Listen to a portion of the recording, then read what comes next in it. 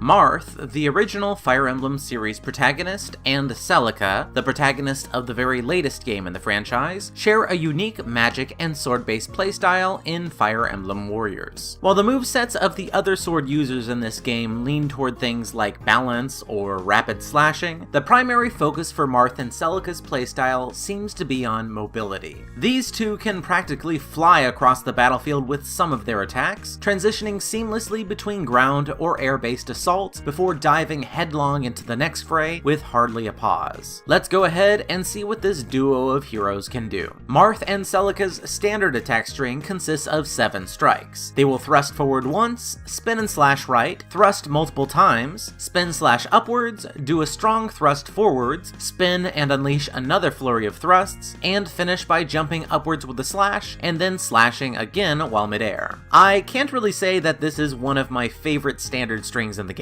Its area of effect is a bit thin, and the way that it ends while midair gives it a pause that never feels very natural. When you're ending like this, if your enemy happens to be guarding, you have a little moment where you need to land before going into any dodge, which is just not ideal. This standard attack on its own does do well for focusing down single targets, but it might be worth it to cut out the midair portion of this string. When pressing heavy attack, Marth and Celica will summon up some magic after a brief pause. When doing this, they will knock enemies close to them away while also transferring that magic to an extra gauge under their portrait, seen right here. While these 3 charges of magic are available, Marth and Celica's regular heavy attack is completely replaced. When used, they will expend one of these magic charges and do an extremely quick dash and rising uppercut in front of them. This ability is a helpful attack, giving Marth and Celica a quicker transition time from fight to fight, or the ability to race to an enemy who is stunned. But overall, this attack doesn't really have a major effect on their playstyle. It is good to throw in now and again to initiate an assault or to follow up on an enemy that you've just sent flying, but these two still have more than enough mobility in the rest of their kit to make do without it. One quick note before moving on though, while you have any amount of magic charges in your gauge from doing the first part of this move, you can't refill them until you have used all 3 of your magic dashes and are empty once again. Moving on, Marth and Celica's first heavy attack combo has them do a very quick vertical slash into the air, which launches their enemy as well. From midair, you can add in some standard attacks to pile on more damage, or do a heavy attack to suddenly go flying back down to the ground. Because the mobility on the midair heavy attack lander is so vast, you really need to be mindful of how many times you're hitting heavy attack when trying to launch your foe. If you mash it a bit too much, you may just end up soaring off in a direction that you didn't mean to go, so just be wary of this. Their second combo will have them quickly launch into a quick area spin with a final slash. This attack does do good focused damage in a small area, and it's best used to finish off a foe or to quickly clear a gate guard. Next up, Marth and Celica's third combo has them do a quick series of 4 attacks, doing significant damage just in front of them. This can be a good attack to get in some burst damage, but be wary of its range, which is rather short and doesn't actually extend beyond your sword's reach until the later part. For their fourth combo, they will summon a magic circle on the ground in front of them before going into a quick string of attacks with a launch into the air, from where you can then add in the same mid-air attacks from the first combo. This attack is another quick way to get your foe into the air, but it also requires the same amount of care as the first combo to make sure that you don't end up flying off where you don't mean to. There is an unspoken weakness to this combo, and that is just from its nature as being the fourth combo in their arsenal.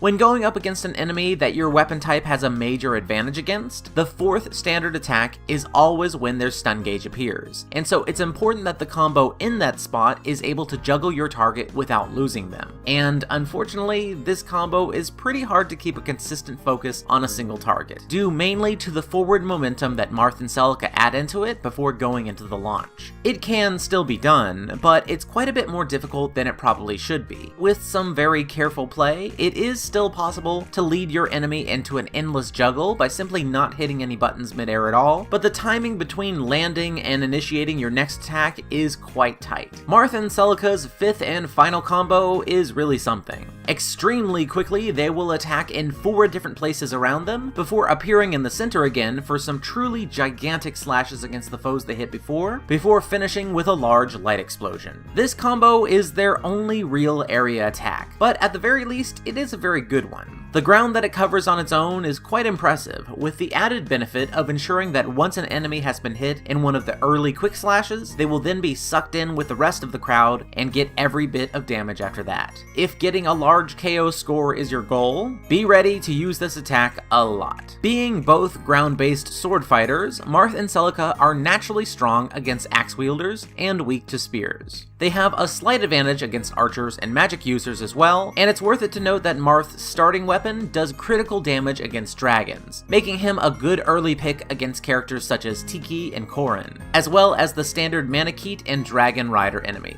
When putting everything together on Marth and Celica, I simply cannot deny that there is a lot of missed potential here. There aren't any areas where either of them are truly bad, but I can't say that there are any places where they perform preferably to any of the other sword fighters. In a way, the excessive movement, which seems to have been the core concept behind their playstyle, is a major culprit of this. Marth and Celica can certainly cut a line through their enemies, but they never stay in one place for too long, which makes it hard to rack up a lot of kills in a single area and to focus on one single target that is able to take more than a little bit of punishment. For this reason, I believe the best use of these two is to make them into a kind of hunter on your team. Because their extreme mobility can help them get into your enemy's face quicker, giving them a weapon that is super effective against a single type of enemy and using them to specifically hunt down that type of general can be very effective. Marth already starts out with his falchion, which can do this for dragons, but eventually you'll find swords which can kill flying enemies, magical monsters, heavily armored enemies, and so on. Without this kind of special job for them to do, Marth and Celica are simply not ideal as a sword pick. While these two legends and their ridiculous mobility are certainly a blast to play as, I can't help but feel that they could have used just a little bit more tweaking to help even them out when compared to the rest of the cast. General Kenobi. What's this? Years ago, you served my father in the Clone Wars. She's beautiful. I have placed information vital to the survival of the rebellion into the memory systems of this R2 unit.